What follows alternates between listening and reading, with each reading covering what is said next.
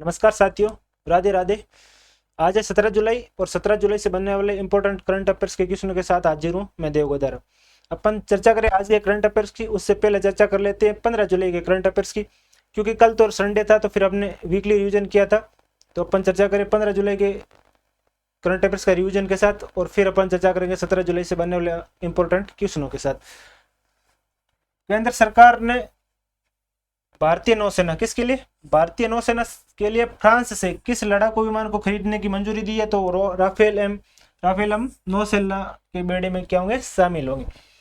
Elon Musk ने artificial intelligence AI पर आधारित कंपनी शुरू करने की घोषणा की। इसका नाम क्या है? तो एक्स एआई। क्या नाम है?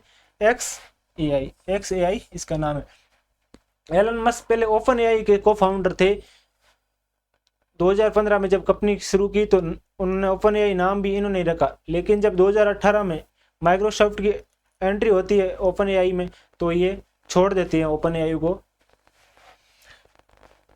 और एक बात, एलन मस्क विश्व के सबसे अमीर व्यक्ति है। किस देश ने अपने सर्वोच्च लीज ऑफ ऑनर का ग्रैंड क्रॉस पीएम मोदी से को सम्मानित किया? यानी अपना देश का सर्वोच्च सम्मान से पीएम मोदी को सम्मानित किया। तो किसने किया है? फ्रांस ने। चंद्रयान 3 मिशन की लॉन्चिंग तिथि क्या थी? तो 14 जुलाई 2023। क्या थी? 14 जुलाई 2023। चंद्रयान 3 मिशन के निदेशक कौन थे? तो रितु करिदल। कौन थे? रितु करिदल। चंद्रमा पर सफलतापूर्वक अंतरिक्ष यान उतारने वाला चौथा देश कौन सा है? तो भारत है। उससे पहले अमेरिका, चीन, रूस ने उतार चुके हैं। चंद्रयान 3 में क्या गायब है? तो ऑर्बिटर गायब है। चंद्रयान 3 चंद्रमा पर कहां पर उतरेगा? तो दक्षिणी ध्रुव के पास। कहां उतरेगा? दक्षिणी ध्रुव के पास। चंद्रयान 3 मिशन के रोवर को कहा जाता तो प्रज्ञान कहा गया। अब चर्चा करते हैं 17 जुलाई से बनने वाले इंपॉर्टेंट करंट अफेयर्स की।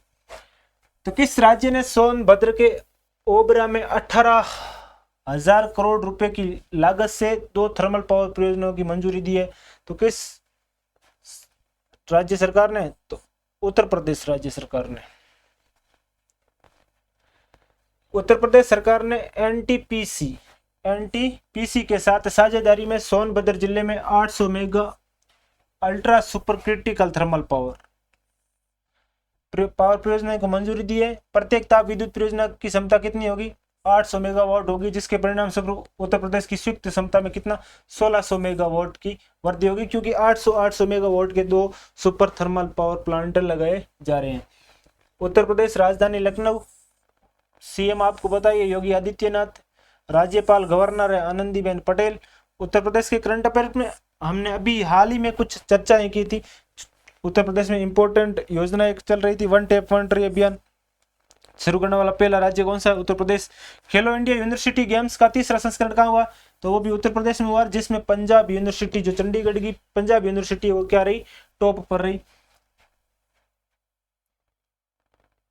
वंदर वन का? तो वंदर वन लखनऊ।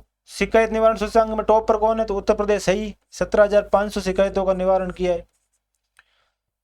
अमराहो ढोलक को जीआई टैग मिला है, यह भी कहां से है? उत्तर प्रदेश। अब बात करते हैं अगले क्वेश्चन की। जुलाई 2023 में राष्ट्रपति द्रौपदी मुर्मू ने भारत के सर्वोच्च न्यायालय के न्यायाधीश के रूप में किसे नियुक्त किया है? तो किसे नियुक्त किया है? न्यायाधीश उज्जवल भुइयां और एस वेंकट नारायण भट्टी, यानी ए व बी, दोनों को नियुक्त किया है। ये दोनों नमाज पर फैसले देने के बाद क्या हुए थे? फेमस हुए थे। जस्टिस भट्टी के साथ वकालत करते थे जस्टिस भुइयां, यानी जस्टिस भट्टी के पिता हैं, उनके साथ वकालत करते थे जस्टिस भुइयां। फिर इन दो नई नियुक्तियों से भारत के सर्वोच्च न्यायालय में न्यायिक सदस्यों की संख्या कितनी होगी? बढ़कर 33 हो गई है। अब केवल एक पद रिक्त रहा है। भारत सर्वोच्च न्यायालय जिसकी स्थापना हुई है 26 जनवरी 1950 को का नई दिल्ली में। मुख्य न्यायाधीश डी वाई चंद्रचूड़ 50वें मुख्य न्यायाधीश है, 50वें मुख्य न्यायाधीश है। और न्यायमूर्ति डी वाई चंद्रचूड़ की अध्यक्षता वाले सुप्रीम कोर्ट कोलेजियम द्वारा की गई। और सरकार को उनके नामों की सिफारिश तुरंत की गई। इन दो नई नियुक्तियों के साथ शीर्ष अदालत में न्यायिक सदस्यों की संख्या बढ़कर 33 हो गई। कब? अब क्या है? केवल एक पद खाली है। प्रतिवर्ष विश्व भर में युवा कौशल दिवस कब मनाया जाता है? विश्व युवा कौशल दिवस तो कब मनाया जाता है? 15 जुलाई को। कब मनाया जाता है? वर्ल्ड यूथ स्किल डे कब मनाया जाता है? तो 15 जुलाई को। विश्व युवा कौशल दिवस हर साल 15 जुलाई का, हर साल 15 जुलाई को मनाया जाता है।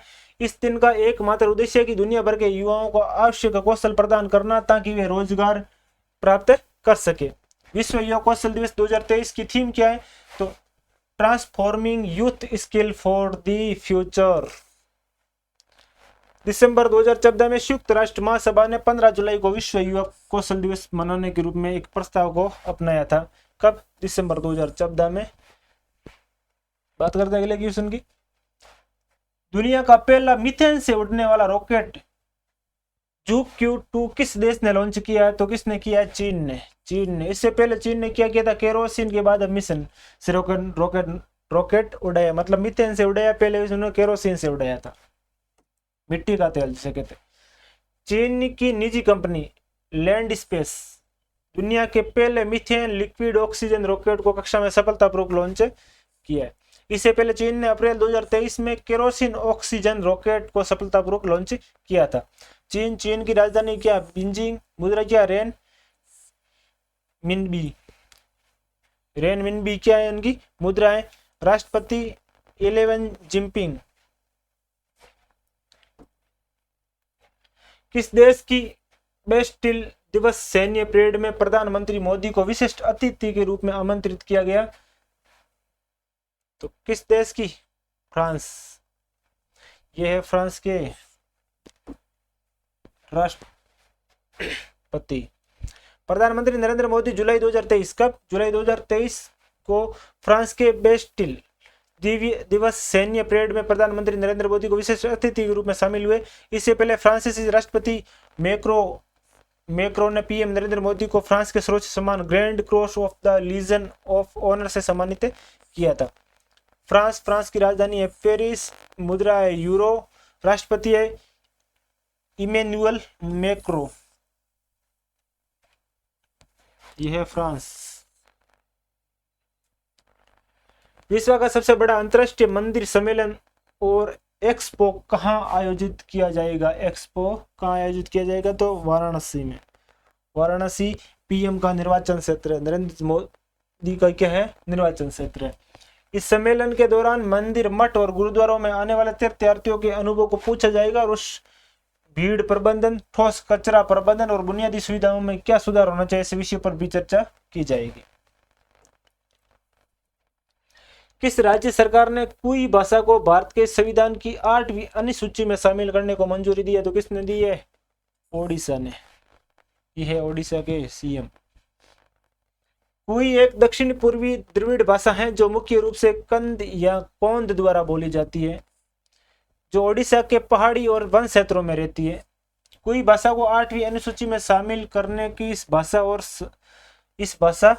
और संबंधित संस्कृति के संरक्षण, संवर्धन और प्रचार में मदद मिलेगी। वर्तमान समय में संविधान की 8वीं अनुसूची में कितनी भाषाएं हैं? 22 भाषाएं। कितनी? 22 भाषाएं हैं। हाल ही में पैरा एथलेटिक्स विश्व चैंपियनशिप 2023 में किस भारतीय एथलेटिक ने रजत पदक जीता है? तो किसने जीता है? निषाद कुमार ने। किसने? निषाद कुमार ने। पेरिस में आयोजित पैरा एथलेटिक विश्व चैंपियनशिप 2023 में भारत के निषाद कुमार ने हाई जंप T47 इवेंट में क्या जीता है? रजत पदक जीता है। कौन सा पदक जीता है? तो रजत पदक जीता है। इस पदक के साथ ही निषाद इस स्पर्धा में पदक जीतने वाले दूसरे एथलीट बन गए। 2023 विश्व पैरा एथलेटिक्स चैंपियनशिप में शीर्ष स्थान 4 रैंक वाले एथलीट ने 2024 पैरा ओलंपिक खेलों के लिए क्वालिफाई किया है। चंद्रयान 3 मिशन की लागत कितनी थी? तो 715 करोड़। यहाँ केवल ऑप्शन में 700 करोड़ दे रहेगा, 715 करोड़ थी। चंद्रयान 3 से और तेज हुई स्पेस में रेस। तो चंद्रयान 3 मिशन की लागत चंद्रयान 2 के मिशन से कम थी, जो क्यों? चंद्रयान 2 मिशन की लागत थी 960 करोड़। कितनी थी? 960 करोड़ थी। चंद्रयान 3 चंद्रमा पर कहाँ उतरेगा? तो दक्षिणी ध्रुव के पास। कहाँ उतरेगा? दक्षिणी ध्रुव के पास। ये क्वेश्चन रिपीट है क्योंकि इंपॉर्टेंट क्वेश्चन है, इसलिए आप इस पे इंपॉर्टेंट लगा देना। और ये याद भी कर लेना। इस मिशन का उद्देश्य चंद्रमा के दक्षिण ध्रुव को पता लगाना है। क्या उद्देश्य है? दक्षिण ध्रुव का पता लगाना है। ऐसा इसलिए है क्योंकि चंद्रमा का दक्षिण ध्रुव जल बर्फ से समृद्ध है, जो भविष्य में चंद्र अन्वेषण के लिए एक मूल्यवान संसाधन है। दक्षिणी ध्रुव की खोज भी उत्तरी ध्रुव की तुलना में कम है, इसलिए वहां उतारने की वैज्ञानिक संभावना भी बहुत ज्यादा है। ये थे आज के करंट अफेयर्स। और कल नहीं परसों मैंने एक आपसे क्वेश्चन पूछा था जिसका आंसर कमेंट बॉक्स में देना था और बहुत से साथियों ने सही आंसर दिया। प्रतिष्ठित लोकमान्य तिलक पुरस्कार 2023 से किसे सम्मानित किया जाएगा? तो किसे? नरेंद्र मोदी को। और आज का क्वेश्चन है जिसका आंसर आपको कमेंट बॉक्स में देना है कि हाल ही में शौकत मिर्जियोयेव किस देश के नए राष्ट्रपति चुने गए? उज्बेकिस्तान, पाकिस्तान, बांग्लादेश या श्रीलंका? आपको आंसर कमेंट करके बताना है। धन्यवाद।